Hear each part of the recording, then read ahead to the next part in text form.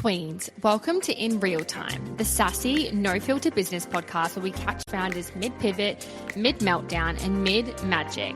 No polished stories, just raw, in-the-moment conversation about what it really takes to build something that matters. This is business, uncut, unpredictable, and happening in real time.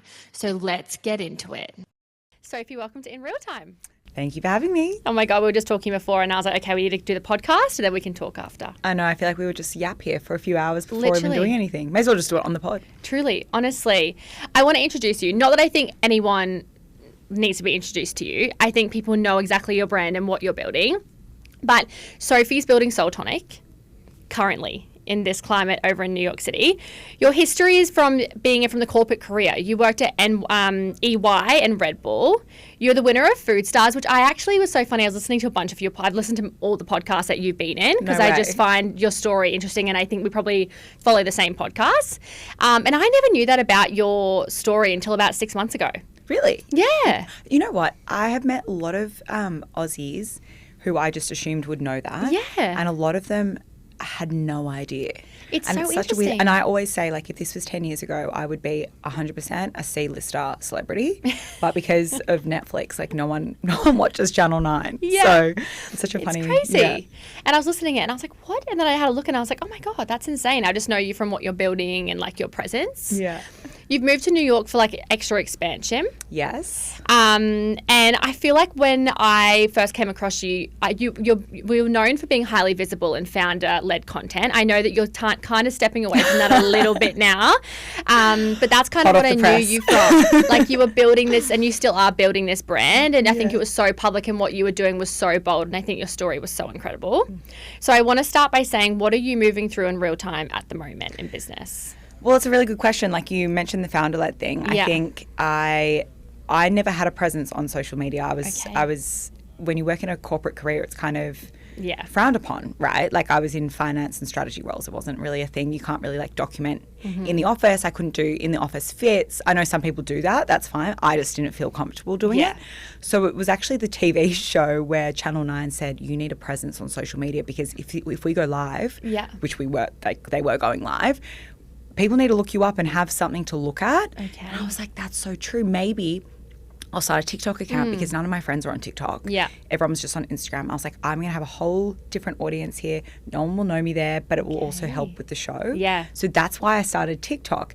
And I didn't know what to post about other than what I was doing and building. But at that time, I was still building on the side with my full-time job. So it was like navigating that. So with that in mind, I feel like I've been doing that for, many years. Yeah. And it's just gotten to a point where I don't feel really aligned to that content anymore. And that's what I'm grappling with real time, is that I've been building something quietly on the side, which is in the beauty space. I'm also expanding Seoul Tonic to have this whole other arm called Spark Tonic, which is what I've been pitching to Qantas and what we'll be launching in the US. I did see your TikTok and I was like, tea. Yeah, there's a lot going on there. And so the brand is really expanding beyond me. And I think coming to the US, I'm like, wait, people don't know me here. So you can build a brand here and it doesn't have to be linked to you. And that's the same with the UK. Yeah. So it's been really fun. That's what I'm working through real time, is just like trying to build a brand bigger than myself and not have everything linked to me, but then also show up on social media in a way that feels really fun. Like I want to find the spark again in what content I enjoy. I think it's hard as well. I think because when you move past that early stages of building and that hustle and bustle, and you kind of get to the point where you want this thing to continue to grow and evolve past you, it is a difficult place to be, because sometimes I think you don't want, and I personally, I don't want to forever be like attached to having to post on social media for my brand, for it to grow. So I think it's like those two things, but I think you can also start by being a founder-led content, and you can definitely easily move into not. I think that's the main thing, right? It's like you can evolve. 100%. And some people absolutely love doing it, and I love it. And I'm still, it's not like I'm never going to talk about being a founder. Of course I am. It's just that I don't, like if I have a bad email or something, I don't want to go to social media and be like, this person, fucked me over, like blah, blah, blah. Like I don't resonate with that. And like, all that drama with freaking Suave and stuff. Oh my The activewear brand. That is a good example. Like I don't want that for my brand. No. I don't want to have to rely on a TikTok audience to validate me or tell me what to do. I want people to follow me for me. And the best thing about social media for me has been my network. 100%. So that's why there is value in it always, but it's just like how you show up. Absolutely. I want to start, I know that you're building numerous things, but I want to start with Seoul Tonic. Yeah. I want you to give us a little bit of a rundown, just an overview. I think a lot of people would already know kind of how you started, got into it, what the product is. Okay, great. So Seoul Tonic is basically an Eastern-inspired recovery brand. My partner, Mr. Park, lives 2 hours out of Seoul called Jeonju, in a suburb called Jeonju. He's now an equity partner of the business, and he is expanding all across Asia at the moment and has been supporting me in my US growth with the Korean government, which is fantastic. And essentially it started from me working at Red Bull in functional beverage and looking at the beverage fridge and being like, ooh, in a very health conscious Australia, particularly for me living in Bondi Beach, there wasn't that many natural ingredient functional beverages that I could really relate to. Whereas in Eastern Asia, it was $1 billion category. Yeah. So I worked with the Korean Trade Association, found Mr. Park. We partnered together in 2022 and using his extraction method that he's been building with his grandfather. Wow. We co-created this original product, which was in a silver pouch, looked very different from anything in the beverage fridge. Particularly back then in 2022 when I launched, like chrome was not having its moment. You know how everything's kind of like silver and chrome now? Like everyone's trying to like... 100%. But back then... Everyone's trying to make fetch happen. Yes, exactly. You know? Sophie already did it. Exactly. Like 4 years ago, that was weird. Yeah. You know, everything was like the hydration space, the recovery space was very much like Barocca, Hydrolite, Gatorade, right? Yeah. And I was like, how do we, you know, shake this up? So that's what I launched. And that's probably what people in Australia are probably more familiar with, the silver pouch. Yeah, it's very recognizable. Yes. However, since then, there's now a black pouch. But what's more interesting is how the formulation has changed, particularly launching in the US and the UK. So now there's additional electrolytes added to the base formulations as well. We can say a bunch more claims in the UK, adding like magnesium and some other things to it. But at the core, our whole thing is nothing artificial, nothing synthetic. Yeah. We want to use natural, potent ingredients and leverage them in the way they're meant to be leveraged for healing and recovery. So that's the concept. But the brand is also like, I don't look at it as a beverage brand. You know, we launched on Revolve. Which is incredible. And, you know, the pitch for that was it's a fashion accessory. It's that thing in your handbag. I want it to be, it's all around like preventative wellness. Yeah. And it's like doing things that make you feel good, self-care. So because of that, Seoul Tonic is in beauty stores, it's in health stores, it's in delis, it's in hotels, it's in like, it's in all of these different channels. And that's been the most fun part 100%. Is the exposure to all of this. Did you have that? Like, to me, that blows my mind that you've been able to change. I think a lot of people wouldn't be able to do what you've done in terms of taking a beverage item and turning it into a multifaceted marketing like tool, you know, like fashion, like where you have it, like, was that a thought from you? Was that talking to someone else? Was that like, where did that come from? So is that like a 2 a.m. thought where you wake up and you're like, oh my God? I do have a lot of thoughts, but for me, so I'm really commercial, right? So I always think what's in it for the person I'm selling it to. Yeah. So for Revolve, I was like, what's in it for them? It's incremental. It's a accessory. It's a what's in my bag. It's a why can't it be with your lip liner? You use it in the same context. You can drink your Seoul Tonic, then put your lip liner on before you go out. Yeah, like it makes sense. So I've always thought, and I always think about like, what are the ways to expand your brand into where all your competitors aren't? Yes. So I've always been really good at that. So it's like, instead of selling in the grocery store, it's like, why don't I sell in the activewear store? Because it's still my same customer. So I basically always think, where are my customers going to be? Same as the hotels they go to, same as the ice bath sauna places they go to. That's been a great channel for me recently, is like all the recovery facilities. 100%. They're still my customer. So it's just like thinking outside the box a little bit. So it's probably a mix of like marketing and sales, I guess, which is what I enjoy the most. Yeah, I think sometimes you play it down, because I think I've listened to you speak before and you're like, oh yeah, but I think that the actual thought process behind it, a lot of people wouldn't think about that. Yeah, and I'm just like a hustler. Like early days, I was just a hustler. Like I was just going in. She's like, where am I getting it? I'm so persistent. Like we've just won the W in Sydney, which is 500 hotel rooms and hotel mini bars are incredible, right? Because the W buys it, and then you, as a consumer, you get it for free. So of course you're going to drink. Like you're going to take. You can. Well, sorry. Some hotels they give it for free. Some they don't. They make you pay. Yeah. But some of the hotels we're going to, they get it for free. Like it's a complimentary mini bar, which is just great for volume. But like I harassed them for 18 months. Like I went through I made my Red Bull connections give me all the contacts at the head of Marriott. Then I went down into W. Then I was like harassing every single person. Director of food and bev, the amenities person, like just, and they would just got to the point where they're like, okay, like fine. I think that's a trait that a lot of entrepreneurs have. I think they have to. You have to. Because I even think about when I was a nurse. Like I was just the most annoying squeaky wheel to get a job I wanted, let alone like what you do now for your business, you know. And I've heard you speak before about how you would go into like Metro Woolies and you would you know. And that was horrendous. That was a bad time. 100, but that's a part of your story. And without that, you wouldn't be where you are. And I think that is, I want to say like the resilience and grit, but I think it's just a personality trait. I think it's being willing to do what's needed to do for it to grow.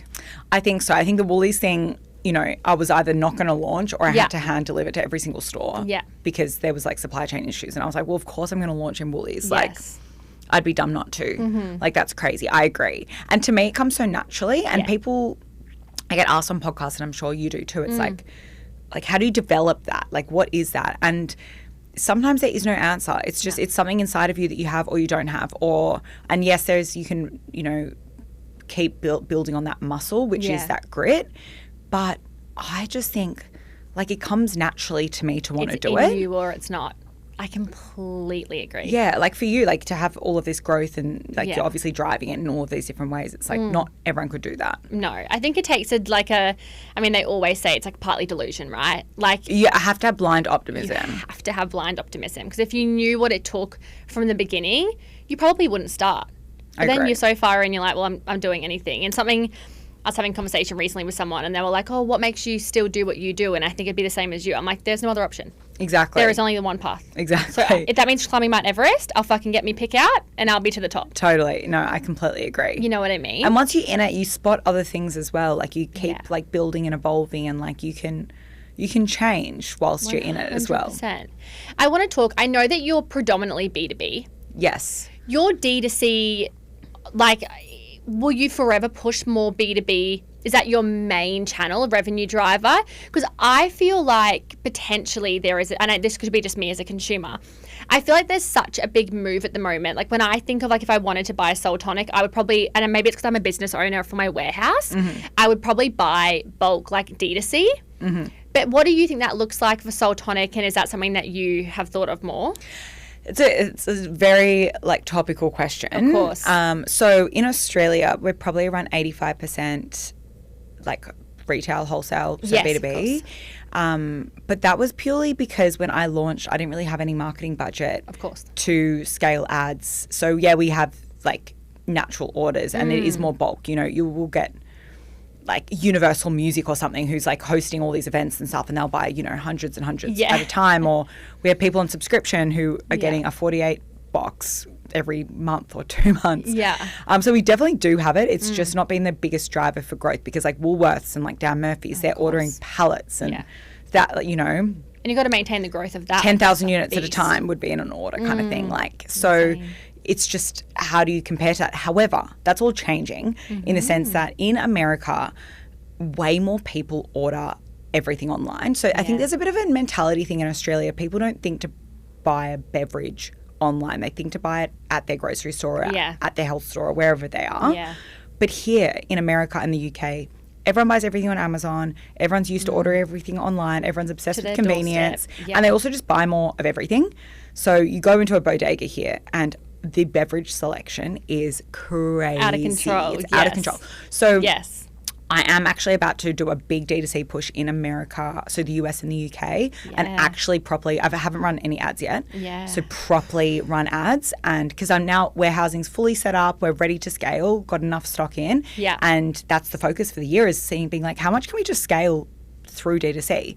At the same time, I want to be in all the cool stores in New York, and that's where you get the celebrities pick up your product. That's, you know, I've just had the Surf Lodge, which is this like venue in Montauk in the Hamptons, which has a lot of like influential people go, they want to partner and do stuff for their VIP stuff. Like, you still have to do all that stuff. Of course. But, like, in conjunction with D2C, it's, like, better margins, obviously. Yeah, I was actually just, like, out of topic. I was, don't know who I was speaking to. I was speaking to someone about your brand, and I was like, I've just got this feeling that there's going to be like a big overtake in terms of D2C, like especially over here. Yeah, I think it's becoming such, like, I don't want to call it a cool girl drink, but I feel like the hydration world is really about to have like a major moment. People are obsessed with it, but like there's so much nuance in hydration. Like a lot 100. Of the hydration drinks are horrible for you. And terrible for you. And traditionally, and you would know as a nurse, like traditionally they're really used for people who are sick and or athletes. 100%. That's what the industry is built on, and then somehow we've commercialized it into making everyday people feel like they need it when you don't need a sodium bomb if you're not depleting that much. It's actually really bad for you. Horrible for you. And bad like the strains of electrolytes are different and the sugar in it and like there's so much nuance. So I have a neuroscientist who like advises on all of this stuff and so I'm very deep in it, but I just find that's why I want to come out with these like proper hydration drinks, because I'm like the category, just working in it, I'm like the category's insane. And I think the way that I don't want to keep saying market, but I think the way that you present yourself and you present your product is so like the product speaks for itself. Like I've tried Seoul Tonic a million times. Like, you know, it is a product that literally speaks for itself. Whereas I think other brands in the industry and in your category, you have it and straight away you're like, it's either so sweet it kills you. And like not like the natural sweetness. It's like that plasticky sweet. Fake like, sweet. You know what I'm like? Yeah, it's like it's artificial. You know, and like I just feel like what you're building is so, I want to say just like a legacy brand. Like it'll be around forever. Hopefully. That's Mr. Park's dream. That's amazing. That's like all he's ever wanted.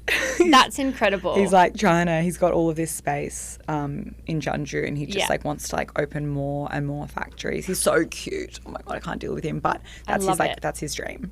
In terms of him, I think going back a little bit, to be able to build the D2C that you have and the B2B that you have is obviously taking a lot of infrastructure. Yeah. A lot of planning. I think messy. That is it's like the messy middle, right, of building, like trying to figure out how the fuck you make enough to have the goals that you want to do and be in the shops that you want to do. Exactly. So how is that? Has that been the last 2 years? Is that why you went into partnership with him? Was it kind of like what was the process there? Well, with Mr. Park. Yeah. Well, Mr. Park hasn't been able to support any like infrastructure per se, apart from like the factory, like at the production side. But in terms of infrastructure into getting into retail, is that what you're talking about? No, making enough product to be able to distribute. Oh, sorry. Good question. No, okay. That's my fault. Yes. So that was also from the very beginning. My dad sat me down and was like, if you're going to try to build like a consumer beverage brand, your biggest issue is going to be, i.e. if it explodes, then how are you going to have continuity of supply? Yeah. If you're reliant fully on Mr. Park and, you know, pears are seasonal and even our farm, it's much easier to create a hydrolyte sachet, right? Of course. Because it's all just fake things that you can just put into a sachet. Yeah. But when you're using like ginseng and like pears that you're harvesting and the processing is like a full thing and like getting all the nutrients out, the production is A, really expensive, but B, it's like hamstrung on like different times of like fertilization through the year. Yes. And my dad was like, well, what happens if Mr. Park runs out of pears? What happens if you can't? Like, he asked me all of these questions and I was like, Dad, I haven't even sold a single unit yet. But what that made me do is I went to Mr. Park before we'd even launched, and at that time he still thought Red Bull was going to buy the brand. Okay. So I did all the meetings with like in Red Bull office, like with Red Bull behind me, so he would take me seriously. And I was telling him my big dreams, and he was like thinking, oh, of course, because it's like brand Red Bull's like backing, like they're going to do serious volume. Yeah. So I worked out with him what supply would look like if we were doing serious volume and how we would be able to sustain that. So we kind of backwards worked out how our supply chain would look before, like on day zero.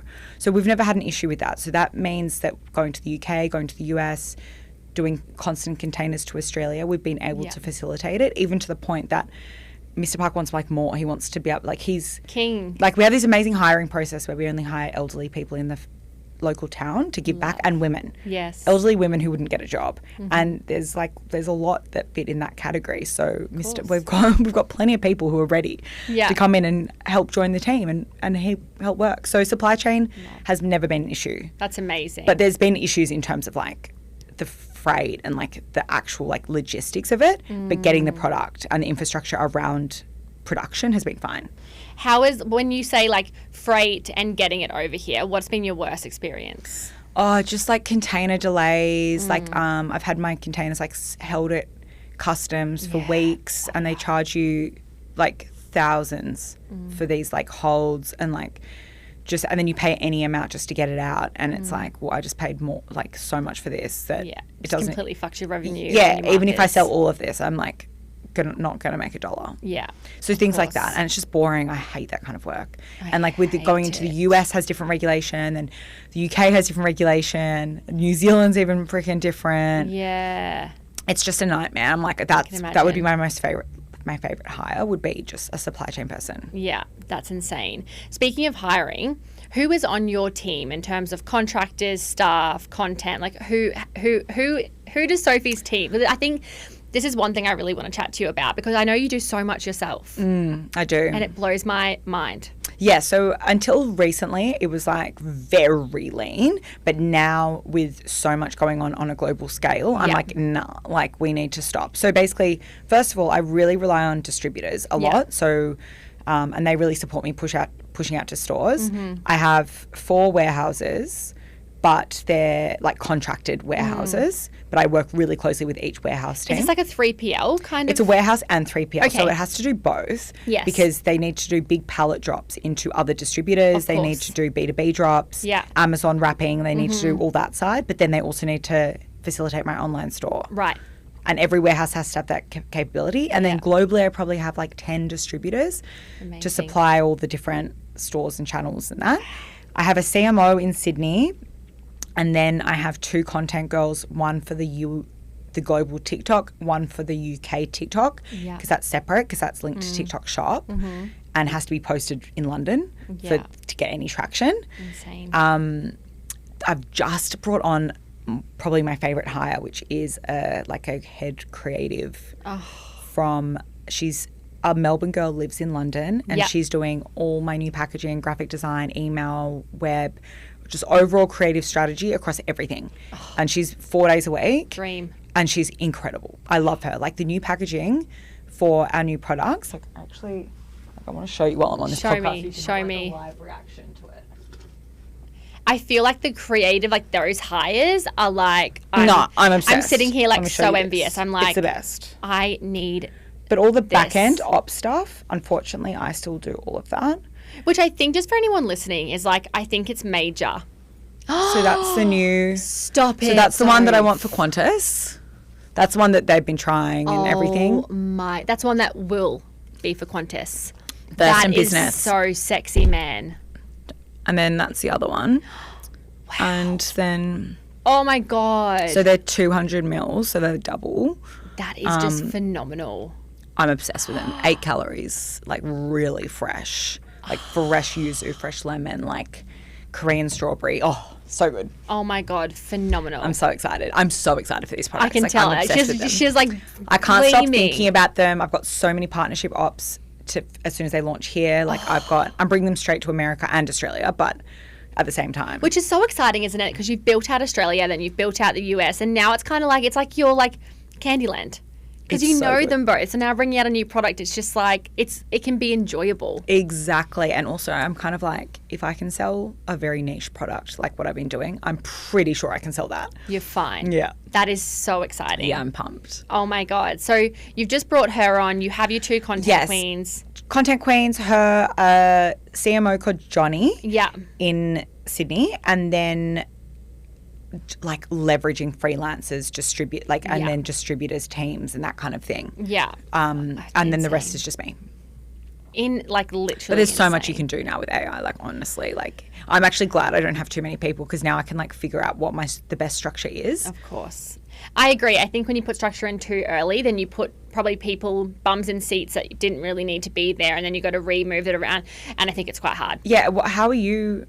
dealing with that? Obviously, I'm handcrafted, so I don't know what in my wildest dreams I thought that was going to be a good idea, but that's fine with 2 years in. Yeah. It's actually not. But you have people handcrafting for you? Yeah. Yeah, of course. So I think we kind of are in a bit of like a restructure time at the moment. We've got 6 queens that bead, but they're casual. They like bead with demand and everything like that. And then we've got a production assistant who like does all of like, because there's so many freaking steps. And then I've got Kat, who's like our GM, but she's like my left arm. She does all like the ordering, like everything. Then we have a full-time content girl. Amazing. Okay. That kind of makes sense. It does. It is still like a little bit of a mess though, but when I get back, I really want to hire like a marketing manager, creative. Like the creative role is, and I did a TikTok on this that went well. It was basically like, I find it really ironic that back in the day, like you'd finish uni and all the like legal jobs and commercial jobs, they would get the higher salaries, the investment makers, that kind of thing. Whereas now, sorry, but that's all being replaced with Claude, and 100. Everyone wants to have a point of view, have like something that looks different in the slop. And it's like, how do you cut through when everything looks the same? 100. You need a creative. How did you go finding her?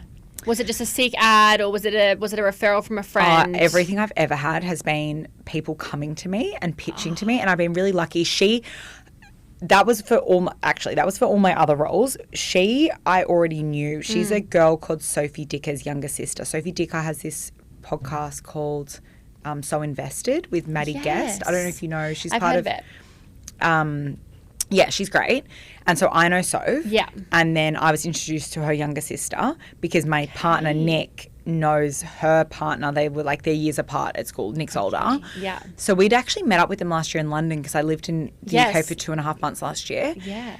And I didn't really have anything for her at that time, but I knew she was a freelance designer. Yeah. Then she did a little project for my partner. My partner's in finance, but he wanted to open a froyo place here, and like I wish he did, but it was too hard because they're going off. Yes, of course. She did a design piece of work for him. Okay. And we loved it. And we're like, she's really talented. She's like up and coming. Yeah. And then I just was like, I need to bite the bullet. Like I need someone to like have visibility across everything, and also someone that I can send to meetings for me and just is my like shield for everything creative. Yeah. And also just building up the new brand. She did such a good job. But most times I start on a project basis first. So I'm like, okay, this is the project, this is the scope. Yeah. And then if that goes really well, then we consider what that looks like more full time. Yeah. It is a lot. And I think when you said like someone to kind of protect you and like what you're building is so important. I think when everyone has access to you, it depletes you so much. It's too much. Like it's too fucking much. I am just such a extrovert at my core, and I really struggle with saying no. Yeah. And so many people are really good at this. Like, you know, they're like, I have all these boundaries. I actually don't have that many boundaries. I wouldn't even know what a boundary is. No, literally. Oh, my God. Someone says something to someone to me like someone random will be like, can you please meet up with this like young 14-year-old girl just to like mentor her for 6 hours? I'd be like, yeah, sure. Like, of course. And then I feel guilty if I don't do it because I'm like, I would want someone to have done that for me. But then it does get to a point where you're like, you can't be everywhere all the time. Yeah. I want to talk about your move to New York. Yes. I think... because obviously I love New York. I see like the vivaciousness of it, the power of it. Yeah. When you made this decision, you have a now fiancé. Yes. Was it you both moving? Like, what was he going to move here anyway, or was it kind of like you were spearheading that? You really wanted to grow Seoul Tonic over here in the industry. How did you make that decision and kind of do that big move? Good question. So anyone who's ever known me has known my whole corporate life. Yeah. I've always spoken about if I was to move anywhere, it would be New York. Okay. I always wanted to move to New York. When I was at LVMH, that was on my development plan to move to New York. And then when I got poached to Red Bull, same thing. Day one, it was like looking at your development plan, what do you want to do? How many years do I have to be in Sydney for the job to take me to New York? Was always on it. So every performance review would be like, okay, you're hitting these targets. We're going to contact like the New York office. We're going to see the pathway. And I met Nick like during this period, I guess. But I'd already launched Seoul Tonic when I met him. And he was from Melbourne. And he, interestingly, always wanted to either move to New York or he was going to move to Sydney. Okay. But he moved to Sydney, and so that was his like move, right? So then you're like, actually, brother, we're moving again. Literally. So we knew each other before, like through mutual friends. Yes. He moved to Sydney. So we started dating, and then like I want to say like a year and a bit in or a bit after, I was like, I'm kind of getting the itch. Like I think we should move to New York.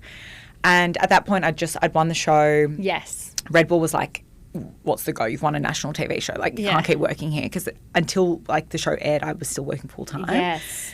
And I was like, if I'm not going to be able to go with Red Bull, I'm going to have to go myself. Yeah. So we just randomly, one afternoon, didn't tell anyone. It was October of 2024. We booked flights together for April of 2025. Yeah. And the plan was he would just have to quit his job and come over with me and just, like, make it work. Wow. But what ended up happening was we left. At that time, Trump came into administration, tariffs came in. All of these things that made a foreigner coming to the US really hard, really tricky. Yeah. So last year was actually a really difficult year because it actually took Nick like 6-7 months to get a job. Yeah. So that's why we had to go to the UK for a bit to sort the visa. Yeah. And so, he left in April and he didn't start working until mid-November. Oh, that's a lot for someone where we're spending all our money in US dollars, Aussie dollars. We're either in the US or in London. The two most expensive cities in the world. So it was stressful, but I think this city challenges you, whether 100. It's to do with jobs, your relationship, your this, your that, whatever it is. Mm-hmm. But once you get through that teething process and you're both set up, it's like you really appreciate it because you're like, whoa, I like climbed Mount Everest just to live here. Literally. So, I felt a little bit of guilt, like trying to run the business and me being so busy and him getting rejected from jobs all the time. Of course. But he ended up getting a great job and he's happy and it's been great. Oh my God.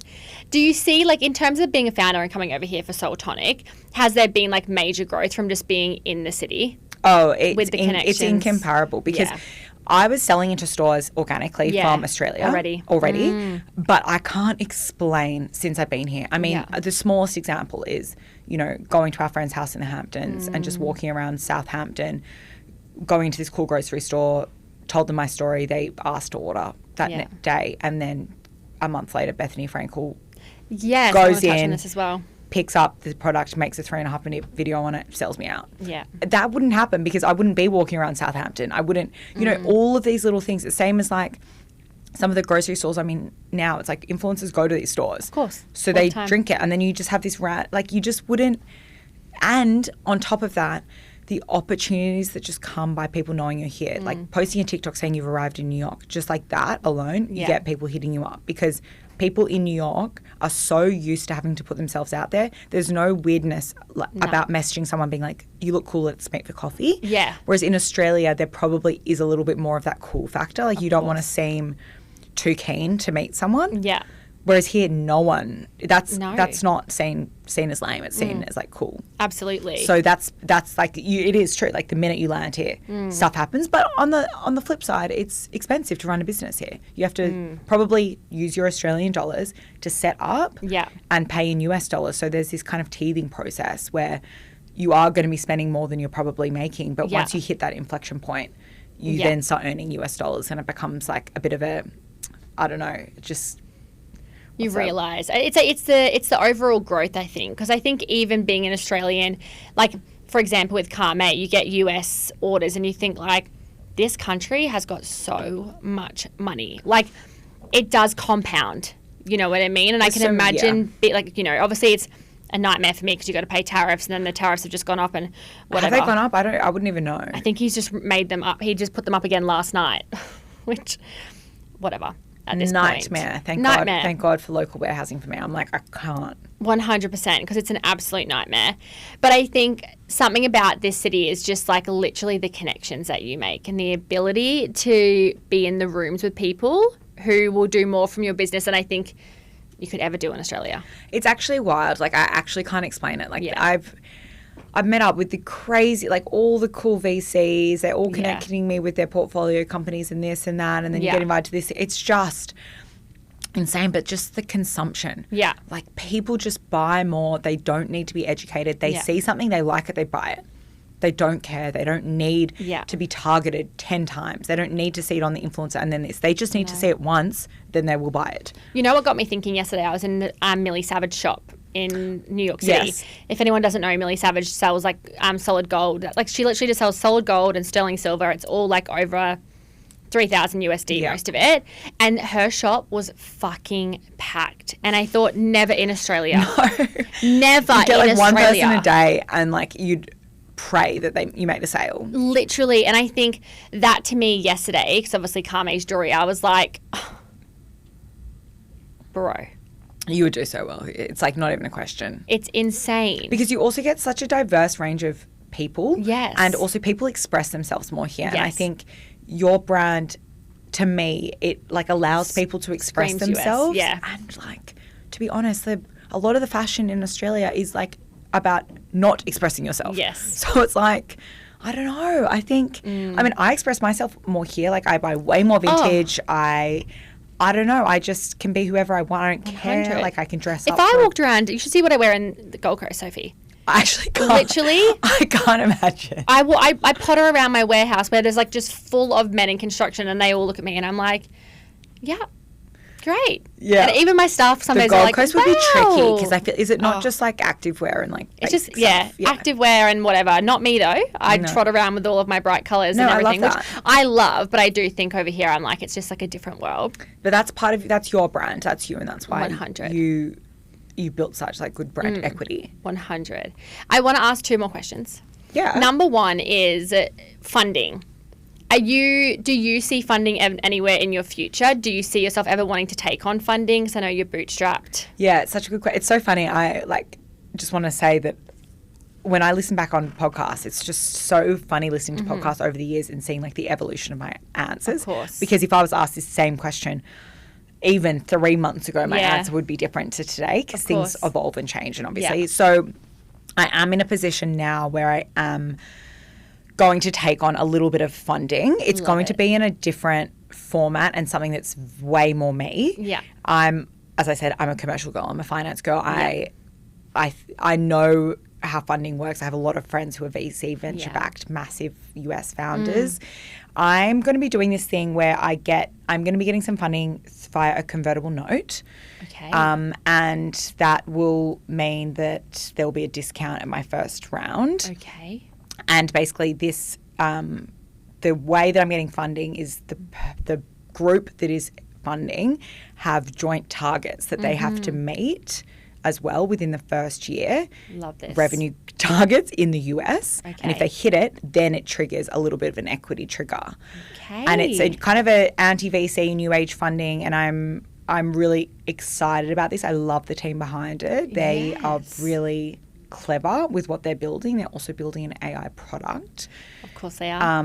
So at some point I will be talking like in depth about this because I think there's a lot of small business owners that probably didn't know these other funding mechanisms existed that felt more aligned and joint. Because often, look, you can get funding. Funding's one thing. Oh yeah. I could go and raise $1 million tomorrow. It's not hard to get capital here. Yeah. But once you raise that $1 million, if you're just given it, like, you're just let to run and just deal with it. What are you doing with it? Yeah. And sometimes they have these crazy expectations on you about growth. Yeah.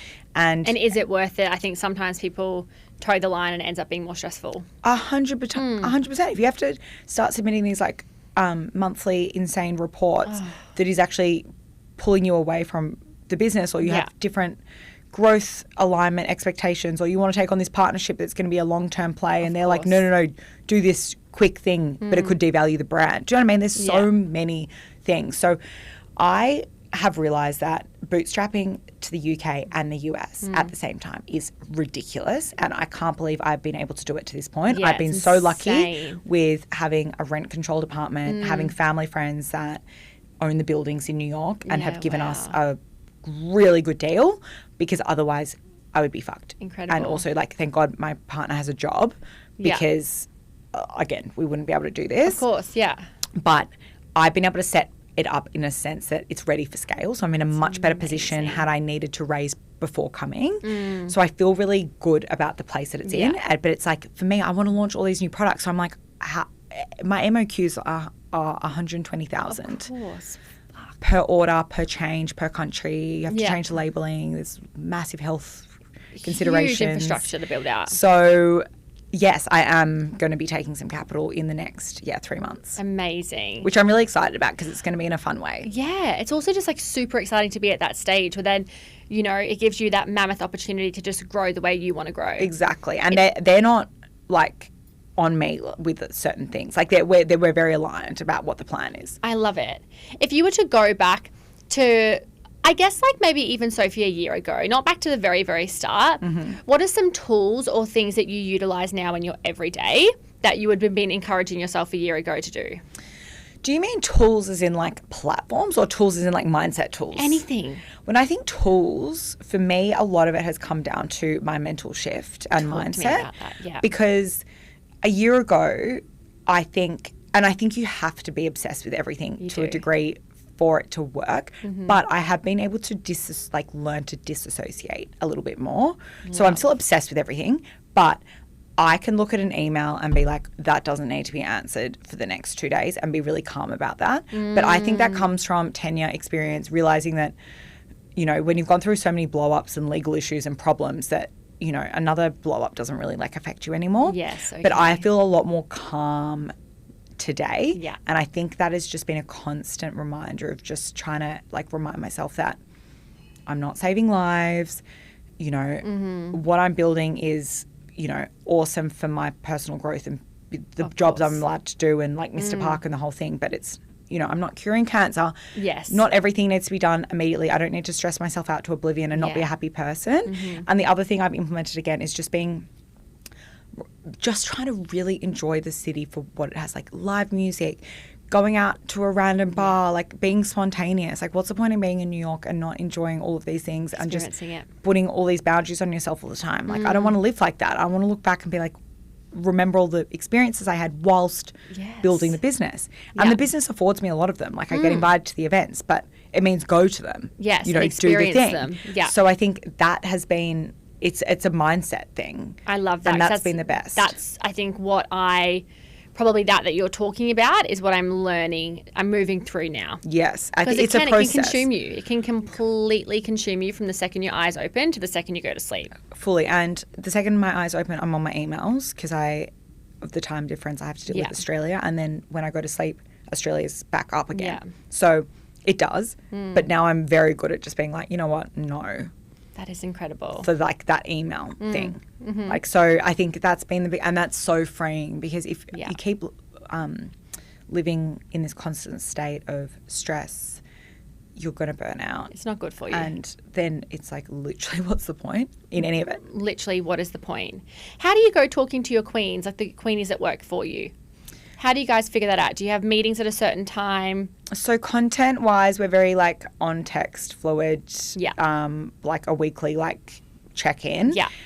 Emma, who's my creative from London, she's actually on a better time zone for me, so which is so much better. So we do a weekly whip, but we talk every single day. Yeah. Because I know this isn't professional, and I probably would have hated this if at Red Bull they did this to me, where like my boss was like freaking voice messaging me and sending me links to things and sending me on Instagram and TikTok and sending me.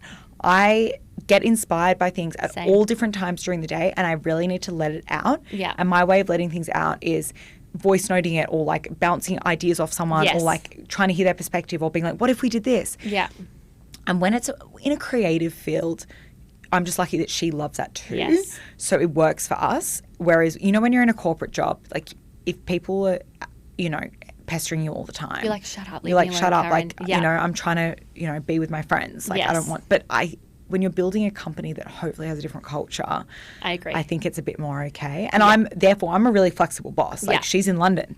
She can live out her London dreams while I'm in New York. Like, I'm going to go see her in London and the rest of the team in London, like, in a month or so. But, and then content's the same. But then I have more, like, formal meetings for, you know, the CMO and that kind of stuff. Of course, yeah. I think what you were saying about the needing to let out your ideas, I'm the exact same. Like, I have like a running text or a Teams with Tegan, and I literally am like, just brain dump, and I'll dump all these like links, and I'll voice note and rah, rah, rah. And I think it's just, you have to have that relationship with the creatives in your team, I believe, to be able to like grow and be on the same page. And totally. Like, also, like, if you're working in a creative role, which, I mean, I worked in a creative role before I even did Carme as well, that sets you on fire. Like, exactly. If my boss was saying, I'd be like, oh my God, yes, and what about this? And so I think it's just something that it goes both ways. Exactly. And I think it shows that you're like engaged as well. And I think it's fun. The stuff we're talking about for me, that's the fun part of the business. It's so exciting. So it's like it's visual, it's interesting, it's like not been done before. And like for us, I'm like, how can we make, like even with Spark Tonic, the hydration stuff, I'm like, this isn't a hydration drink. Like, you know, we're looking at it as a totally different thing. It's like an object. So exciting. Do we have a timeline for this launch? Well, it's in production. So give us a little rundown. I wanted to be ready for the US summer, which is now, unfortunately. But it'll probably be the back end. So it'll probably be August. And then it'll be going into Australian summer, which is great. Like September, October. I'm so excited to see it launch. And then, we've got a bit of a unique TikTok strategy we're trying to execute. Okay. So nothing to do with the actual product, just like to do with the word spark. Love. Hopefully that comes to life.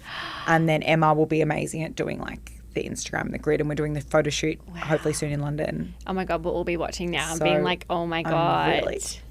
I'm so excited for the future of like what you're building, and I think who you are as a founder. I think like there's just such an evolution, and I think not only who you are, your brand, and I think it's going to be so exciting in like a few years' time to be able to reflect on that. And I just, I think it's very inspiring what you've built. Thank you. So exciting. I know, I love it. And I'm very inspired by you, and I'm obsessed with my new necklace. Yeah, guys, I said to Sophie, when I was coming over, I'm interviewing Sophie and Maddie Stefanis, who owns 35mm Co. And I was like, they can't have like a colourful, like you girls are so like, so stylish, you wear your tabbies, and I was like, they can't be like getting like a fucking rainbow necklace. So I was like, I've got to design something else. So they have a new July design that's coming. It's actually so sick. I think this will do gorgeous. So well. I know, it's very New York too. Yeah, I love it. Oh my God. Well, thank you so much for coming on. Thank you so much for having me. It's so incredible to meet you. Thanks.